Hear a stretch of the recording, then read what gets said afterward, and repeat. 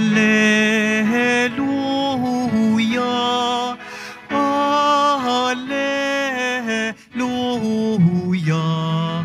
Alleluia,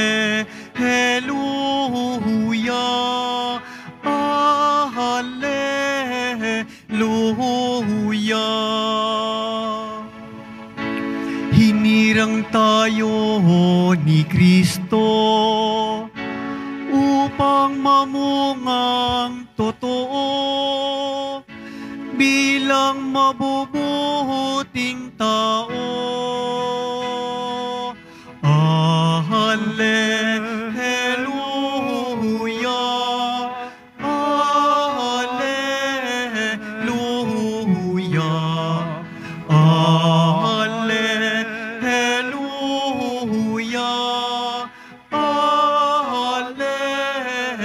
Alleluia. Sumainyo ang Panginoon. At sumaiyo rin. Ang mabuting balita ng Panginoon ayon kay San Lucas. Papuri sa iyo, Panginoon.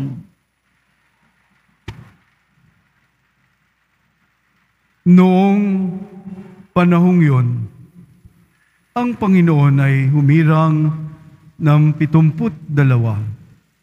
Pinaunan niya sila ng dala-dalawa sa bawat bayan at puok na patutunguhan niya. Sinabi niya sa kanila, sagana ang aanihin, ngunit kakaunti ang mga manggagawa.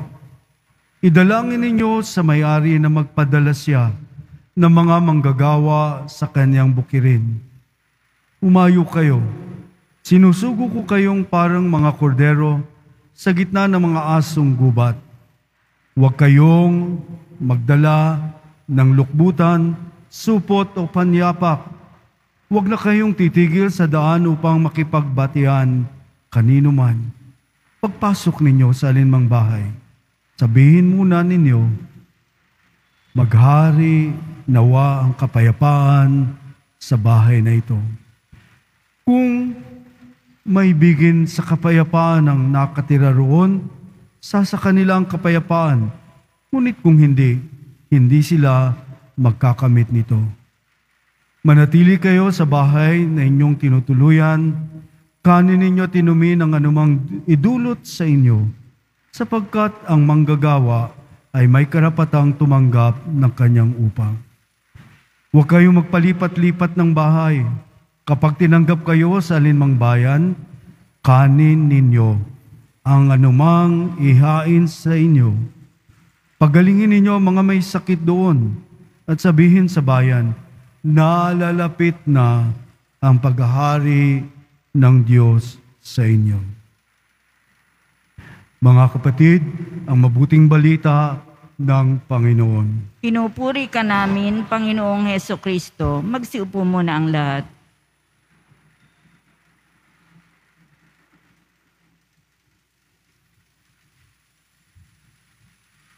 Dalhin, gawin, tupdin ang misyon ng ating Poong Jesus Nazareno upang tayo'y maging manggagawa sa kanyang kaharian, mga kapatid. At magkaroon tayo ng matindi at malalim na pagtitiwala sa Diyos at kanyang ipagkakaloob ang lahat ng inyong pangangailangan. Nais ko munang simulan, mga kapatid, kasi lahat po tayo ay may tatak.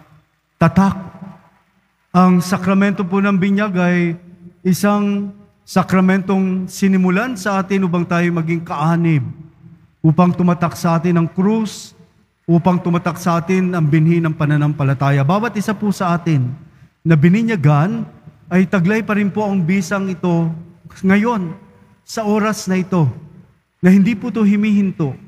Nang sakramentong ito ay patuloy pong dapat may agos at may daloy ng ating pananampalataya, na bawat isa po sa atin ay patuloy na tinatawagan na maging manggagawa sa kaharian ng Panginoong Diyos.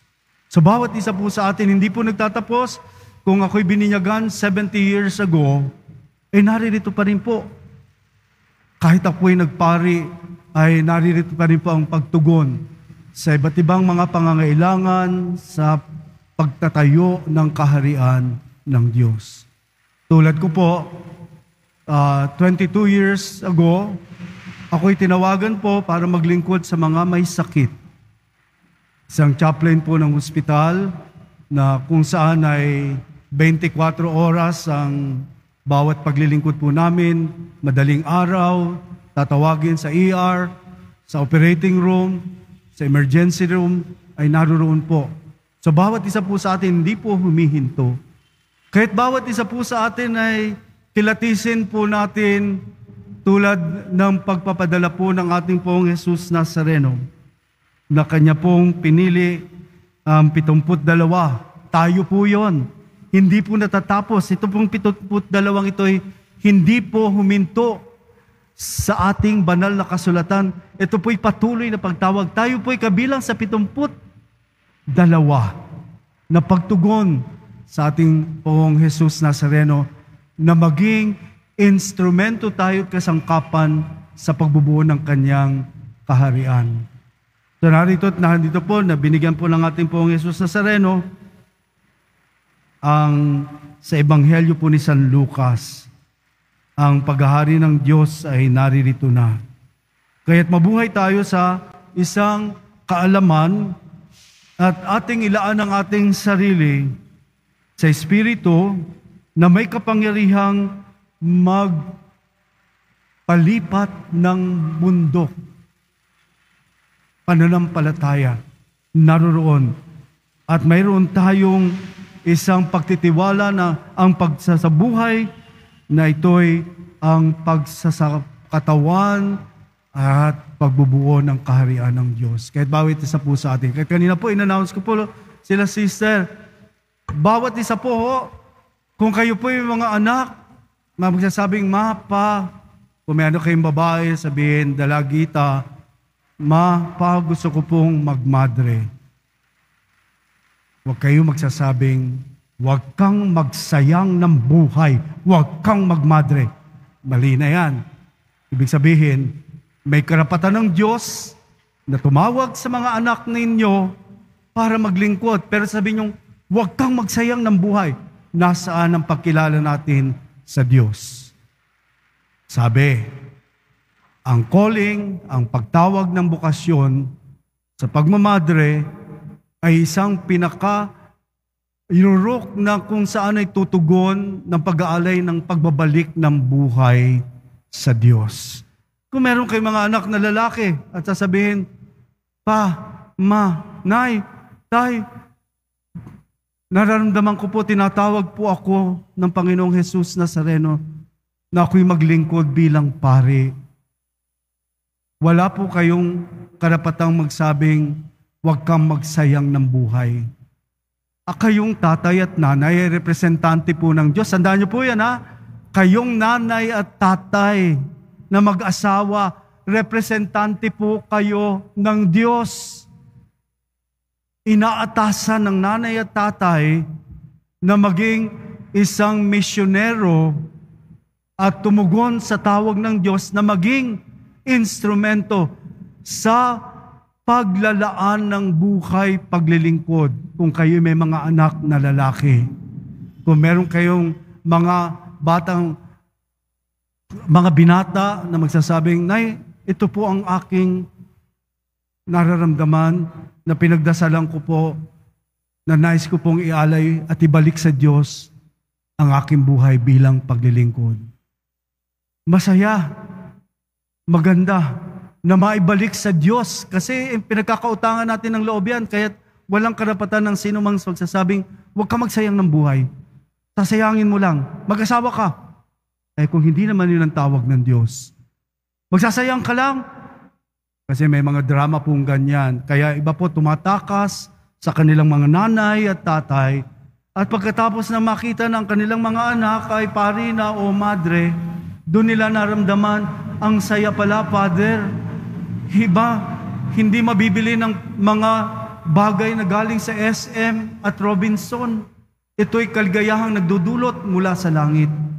Ang Diyos ang siyang nagkakaloob nito. Natatandaan ko po, maliit po ako dito. Nagbibiro lang po ako. Mga 7 years old, hindi ko alam kung ano yung seminaryo, hindi ko alam kung ano yung pagpapare. Nakatayo po ako dyan, 7 years old po ako. Diyan po sa tiya ko ako nakatira. Sabi ko, Jesus Nazareno, gusto ko pong magmisa dyan pagtanda ko. Aba, tinutuo yung biro ko. Ngayon po nandito ako. Ako po'y tubong sampalok sa balik-balik. At madalas po ako dyan sa De La Fe Street. Nagbiro po ako sa panaginip ni kapiraso sa isip ko na ako'y magiging pare. Public school po ako, graduate. Elementary, sa Ligarda Elementary School po, may mga taga-Ligarda dito. At Ramon Magsaysay High School po sa Espanya, public school. Ako po'y anak ng barbero, kaya ganito po gupit ko. Tatay ko po'y barbero, ang nanay ko po'y full-time nanay. Gusto ko pong yumaman sila, pero hindi po yun ang gusto ng Diyos. Gusto ko pong madala sa Amerika ang nanay ko, hindi po yun ang gusto ng Diyos. Kahit nung ma-ordain po ako, sabi ko, Nay, hindi ko natupad yung pangarap ko na madala kita sa Amerika kasi nandun na po yung mga kapatid ng nanay. Sabi niya, mas masaya ako kesa pagpunta sa Amerika. So iba pong kaligayahan. May mga haligi po ito noon. Ilang haligi po yan. Bawat haligi po kabilaan ay may mga santong malalaki. At nakahilera po dito yan. Tanda-tanda ko po, 1962, 63, 62. Handyan na po ako yan. Iinupuan ko dyan. Haligi po yan. Sabi ko, gusto ko pong magpare, gusto ko pong magmisa dyan. Tinutuo po. At ito po ay biyaya ng Diyos sa akin habang ako po ay naglilingkod sa Philippine General Hospital. Bagamat ako po ay marami ng assignment, nasa po sa Mindanao for many years, sa Bukidnon, na nabiging bishop ko po si Vice Cardinal Gaudencio Rosales. Nasa po ako sa Cagayan de Oro for many years. Nasa din po ako sa Cebu. Nasa din po ako sa Hong Kong for many months lang sa mga OFW. So ngayon, pinakalas ko po ay formation sa San Jose Seminary at ang pinakahuli ko po ay diyan sa Philippine General Hospital. So kung meron po kayong mga anak na dalaga at magsasabing, Nay, gusto ko pong ialay ang aking buong buhay paglilingkod bilang madre. May mga madre po dito, anong congregation nila, sister, i-approach nyo lang at sabihin, anak, sige, magdasal ka, hindi ako tututol, at nais kong makita ka na ang pangarap mo ay matupad at masunod mo ang kalooban ng Diyos. Sa mga tatay at nanay na may mga anak kayong binata o high school pa lang at nagsasabing, Nay, gusto ko pong maglingkod, gusto ko pong maging pare. Huwag niyong sigawan, ha? Huwag niyong pagalitan. Sige anak, ipagdadasal ko. Ganyan po, malulugod ang Diyos.